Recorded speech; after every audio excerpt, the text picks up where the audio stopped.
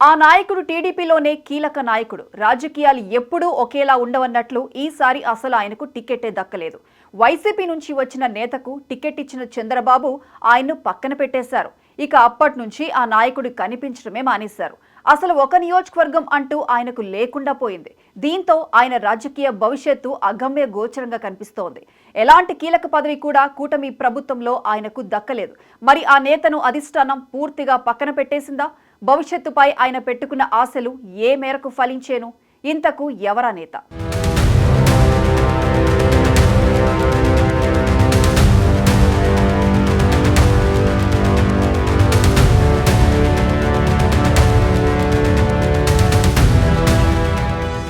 రాజకీయాల్లో ఎప్పుడేం జరుగుతుందో ఎవ్వరూ ఊహించలేరు. గతంలో చంద్రబాబు సర్కార్లో కీలకమైన మంత్రి పదవిని నిర్వహించిన దేవినేని ఉమామహేశ్వరరావు ప్రస్తుతం రాజకీయంగా వెనకబడిపోయినట్లు కనిపిస్తోంది.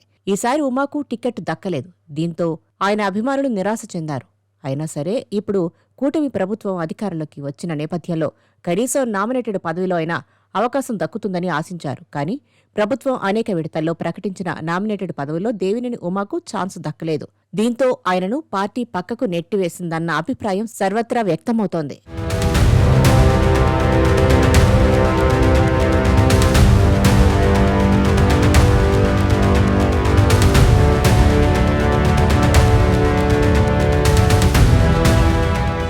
కృష్ణా జిల్లా రాజకీయాల్లో దాదాపు 2.5 దశాబ్దాల పాటు తనదైన ముద్ర వేసిన దేవినేని ఉమా పరిస్థితి ప్రస్తుతం ఏమంత ఆశాజనకంగా లేదని ఆయన అనుచరులే చర్చించుకుంటున్నారు.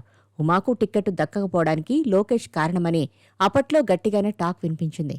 మైలవరం స్థానం నుంచి టిక్కెట్టు దక్కించుకునేందుకు చివరి నిమిషం వరకు ఎదురు చూశారు. కానీ భంగపాటు ఎదురైంది.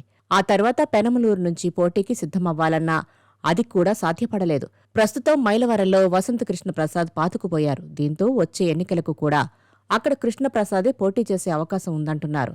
అదే జరిగితే మైలవరంలో ఉమాకు అవకాశం లేనట్టే. మరి ఆ పరిస్థితిలో ఉమా ఎలాంటి స్టెప్ తీసుకుంటారన్నది ఆసక్తికరంగా మారింది. ప్రస్తుతమైతే ఎమ్మెల్యే వసంతకృష్ణ ప్రసాద్ డామినేషన్ ఎక్కువగా ఉండడంతో దేవినేని ఉమా పెద్దగా యాక్టివ్గా కనబడడం లేదని చెప్పాలి. నియోజకవర్గంలో కూడా ఆయన పెద్దగా తిరగడం లేదట. అంతేకాదు ఈ మధ్య ప్రెస్ మీట్లు కూడా పెద్దగా పెట్టడం లేదు. అయితే లోకేష్తో ఆయనకు విభేదాలు ఉన్నాయని, అందుకే 2024లో సీటు వసంతకృష్ణ ప్రసాద్కు కేటాయించాల్సిన పరిస్థితి వచ్చిందని మరికొందరంటున్నారు. అయితే ప్రస్తుతం దేవినేని ఉమా పరిస్థితి చూసి ఇక ఈ టర్మ్లో ఆయనకు నామినేటెడ్ పదవి కూడా కష్టమే అన్న వాదనలు వినిపిస్తున్నాయి.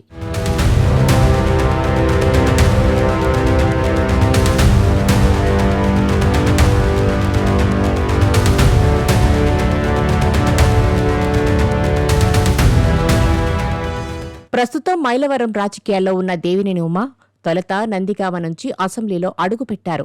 ఆయన తొలిసారి 1999లో నందిగామ నియోజకవర్గం నుంచి ఎమ్మెల్యే అయ్యారు. 2004లో అక్కడి నుంచే రెండోసారి గెలిచారు.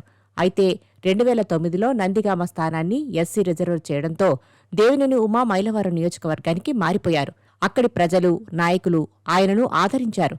ఫలితంగా 2009, 2014లో మైలవరం ఎమ్మెల్యేగా ఎన్నికయ్యారు. ఆ తర్వాత రాష్ట్ర విభజన జరిగి 2014లో ఆంధ్రప్రదేశ్లో టీడీపీ ప్రభుత్వం ఏర్పడినప్పుడు దేవినేని ఉమా అనుభవాన్ని, సీనియారిటీని, కృషిని పరిగణనలోకి తీసుకుని ఆయనకు ముఖ్యమైన జలవనరుల శాఖను అప్పగించారు. అలా 5 సంవత్సరాల పాటు చంద్రబాబు ప్రభుత్వంలో అత్యంత కీలక పాత్ర పోషించిన దేవినేని ఉమా 2019లో వైసీపీ ప్రభంజనంలో ఓటమి పాలయ్యారు. ఆ ఎన్నికల్లో వైసీపీ అభ్యర్థి వసంతకృష్ణ ప్రసాద్ విజయం సాధించారు. 2024లో వసంతకృష్ణ ప్రసాద్ వైసీపీ నుంచి టీడీపీలో చేరి మరోసారి ఎమ్మెల్యేగా గెలిచారు. ఈ పరిణామంతో దేవినేని ఉమాకు మళ్లీ పోటీ చేసే అవకాశం రాలేదు. అయితే టీడీపీ అధినాయకత్వం ఇచ్చిన హామీతో ఉమా సర్దుకుపోయారని చెబుతున్నారు. ఇప్పటికే మైలవరం నియోజకవర్గంలో వసంతకృష్ణ ప్రసాద్ పాతుకుపోయారు. ఆయనకు అంగబలం, అర్ధబలం రెండూ ఉన్నాయి.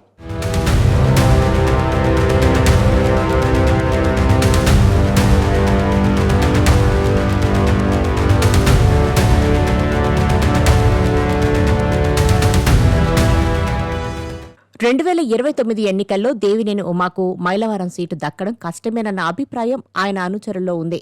అయితే ఎందుకైనా మంచిదని ఉమా ఇప్పటికే ప్లాన్ బి పై దృష్టి పెట్టారని చెబుతున్నారు. ఆ ప్లాన్ బి ఏంటంటే 2027లో జరగనున్న అసెంబ్లీ నియోజకవర్గాల పునర్విభజన.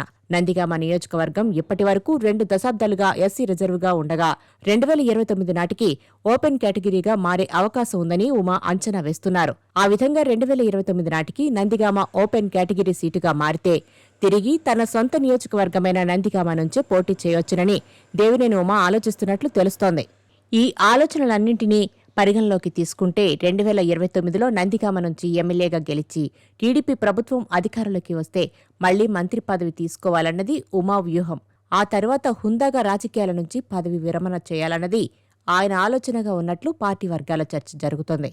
మొత్తానికి సార్వత్రిక ఎన్నికలకు ఇంకా 4 ఏళ్ల సమయం ఉంది. అసెంబ్లీ పునర్విభజనకు సైతం ఇంకా 2 ఏళ్లు మిగిలి ఉన్నాయి.